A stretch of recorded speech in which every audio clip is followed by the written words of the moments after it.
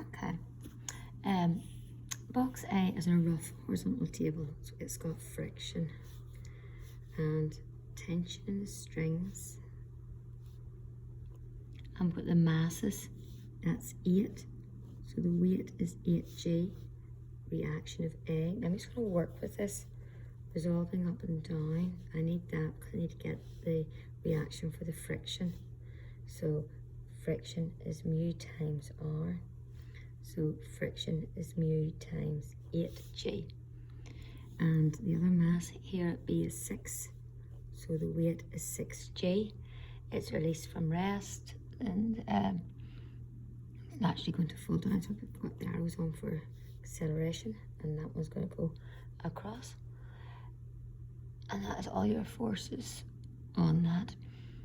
B hits the floor. Okay, so let's look at B. U0 hits the floor at 3.7. The distance it goes is 2.5, so I can work out the acceleration.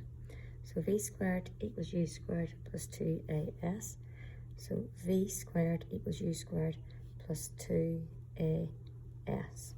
So that's 5, so 3.7 squared divided by 5 gives me my acceleration. So my acceleration is 2.738. So I'm going to work with the system now. If I go to B and if I resolve down using F equals ma, so 6G minus T equals 6 times A. So times that by 6. So I've got 6G minus T equals 16.428.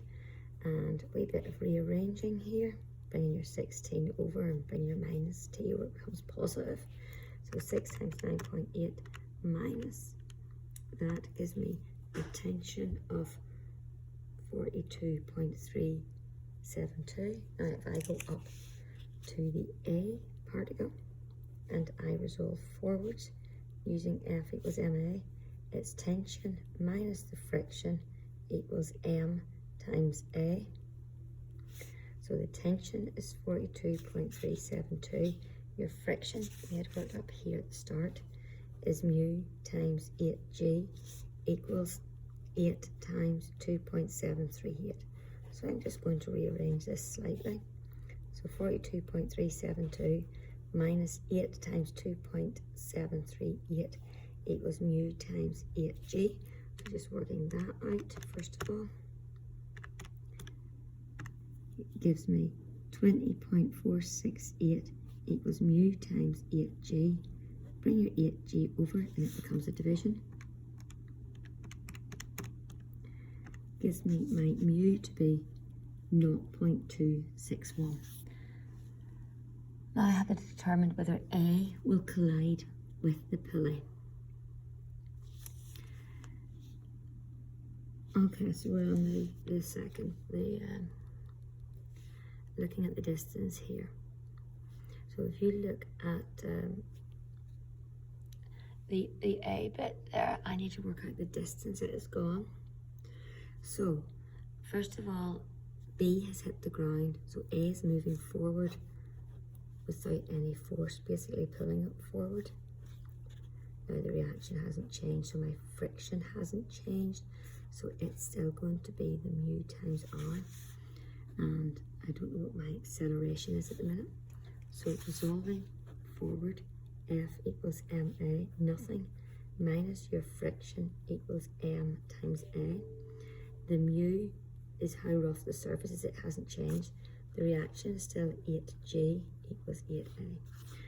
So if I take this and times it by 9.8, I get my A to be minus 2.5585. Now, the speed, B hits the floor with a speed of 3.7. So the initial speed of this next section is 3.7. The final speed is not. The acceleration is that, and I want to work out the distance. So V squared equals U squared plus 2AS. So V squared equals, V squared equals U squared plus 2 times A times S. So take this and times it by 2 and bring that you bring it over to the other side that makes it positive. So 5.117 S equals 3.7 squared. Bring that 5.177 across and divide. So it's 3.7 squared divided by that answer, giving me S to be 2.675. Now, the distance we have initially, if I go back to start, is 5. It's already moved 2.5 across. It's only got 2.5 more to move, so it will collide with the pillar. So as larger than 2.5 meters, it will collide. And part 4, a modelling assumption. Assume the string is light, there's no weight to it. So assume light string.